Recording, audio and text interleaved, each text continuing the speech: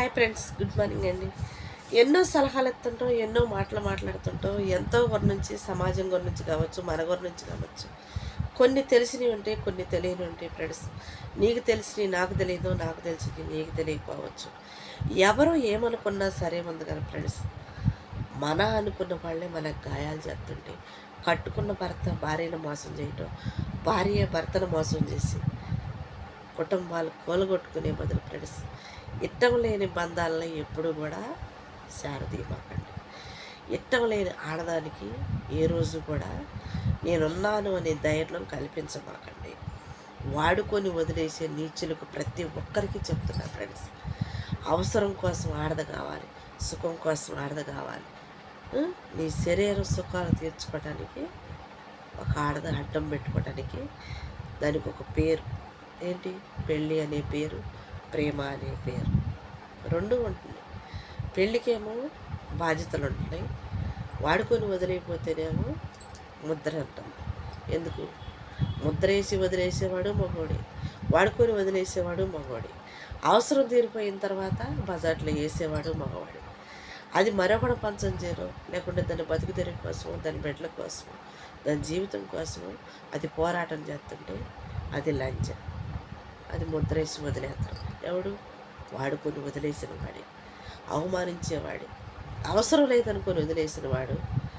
మనది దాని ఆలోచనలు, దాని జీవితాలకు, దాని కుటుంబాలకు ఏ మగవాడు కూడా వెళ్ళమాకండి ఫ్రెండ్స్. ఎందుకు? నువ్వు వాడుకున్నావు, నీ అవసరం తీరిపోయింది, వద్దు అనుకున్నావు, వదిలేసిన తర్వాత అది ఒక పెంటతో సమానంగా భావించుకోనండి. ఎందుకంటే వద్దు అనుకున్నవాడు అది ఆడద కావచ్చు, మగవాడు కావచ్చు, ఇంకొకళ్ళ కుటుంబాలలోకి వెళ్ళి మళ్ళీ ఇంకొకళ్ళ కుటుంబంలో చిచ్చు పెట్టాలి కదా మీరు. ఎందుకంటే చాలామంది తెలిసి చేసే పెద్ద తప్పు అండి ఇది. చెప్పేవాళ్ళు ఉంటారు, చెడిపోతున్నారని తెలుసు. ఒక ఆడద ఇంకొక ఆడదానికి అన్యాయం చేస్తుందని కూడా తెలుసు. భార్య బిడ్డలు ఉండి కూడా కట్టుకున్న భర్త తప్పు చేస్తే ఆ భార్య ఎంత బాధపడుతుందో ఆ భార్యకే తెలుసు. అదే తప్పు భార్య చేస్తే ఆ భర్త ఎంత ఇబ్బంది పాలైపోతారు, ఎంత అవమానాల పాలైపోతారు. నలుగురిలో ఎక్కడ తలదించుకోలేకోకుండా, తల ఎత్తుకోలేక, నిలవలేక, బతకలేక ఎంత దిగజారి బతకాల్సి వచ్చిందో ఫ్రెండ్స్. ప్రతి ఒక్కరు కూడా ఆలోచించుకోనండి. తప్పు చేయటానికి ఎవరైనా చేయొచ్చు. చీకట్లో ఉన్నాం కదా అని ముసుగేసుకొని వెలుతురులోనే ఉన్నా కానీ చీకటే కంపిద్ది. ఎందుకంటే ముసుగు మన ముఖాలు ఉన్నంతసేపు చీకటైనా తెలియదు, వెలుతురైనా తెలియదు ఫ్రెండ్స్. కళ్ళల్లో కావరం, ఒంట్లో కొవ్వు అట్ట అనిపించినప్పుడు బంధాలు, బాధ్యతలు, విలువలు ఎవరూ గుర్తించట్లేదు ఫ్రెండ్స్.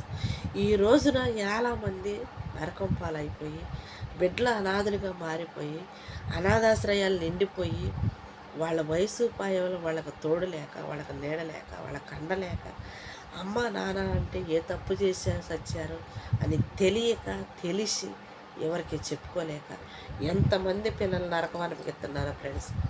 తాతల కాడ, నానమ్మల కాడ, అమ్మమ్మల కాడ, చెన్నై పెదరాని పిల్లల కాడ ఎంతమంది పిల్లలు బతకట్లేదు ఫ్రెండ్స్. తల్లిదండ్రులు చేసి తెలిసి తెలియక అహంకారం కొవ్వుతో చేసే ఒక తప్పు ద్వారాగా ఎంతమంది కుటుంబాలు బిడ్డలు అనాథలుగా మారిపోయారు. ఒక్కసారి ఆలోచించుకోనండి. తోడు లేకపోతేనే తోడు లేదే అని బాధపడుతుంటామే. బిడ్డలకు తల్లిదండ్రులు లేకపోతే వాళ్ళ భవిష్యత్తు ఏంటి, వాళ్ళ జీవితం ఏంటి, వాళ్ళకి ఆధారం ఏంటి?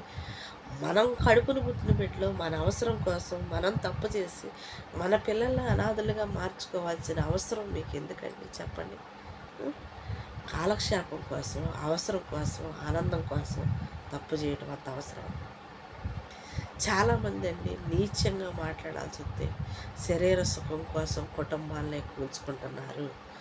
ఎంత అందమైన భార్య ఉన్నా కానీ బజార్లో ఉన్నదాని కోసమే పరుగులు పెడుతున్నారు ఫ్రెండ్స్. ప్రతి ఒక్కరికి దయచేసి అర్థం చేసుకోండి. రేపు నీ బిడ్డల అనాథలుగా మారితే, నీ భార్య లేకపోతే నీ బిడ్డల భవిష్యత్తు ఏంటి? రేపు నువ్వు ఆ బజార్లో దాన్ని ఇంట్లో తీసుకొస్తే నీ బిడ్డలకు తల్లిగా ఉంటుందా? నీ బంధాలకు విలువనిచ్చిందా? నీ బాధ్యతల్ని తన భుజాన్ని వేసుకుని భరాంచగలిగిద్దా?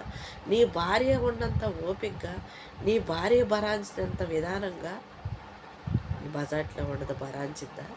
ఒకసారి ఆలోచించండి ఫ్రెండ్స్. మగవాళ్ళు తప్పు చేసే ప్రతి ఒక్కరు కూడా ఫ్రెండ్స్ రహస్యంగా ఎన్ని తప్పులైనా చేస్తున్నారు.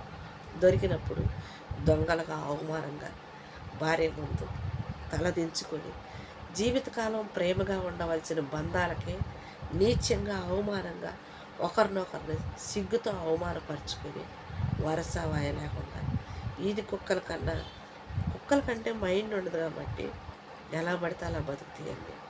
ఎందుకంటే వరసవాయ ఉండదు. చాలామంది మనుషులు కూడా వరసవాయ లేకుండా తయారైపోయారు ఫ్రెండ్స్. అర్థం చేసుకోండి ఫ్రెండ్స్.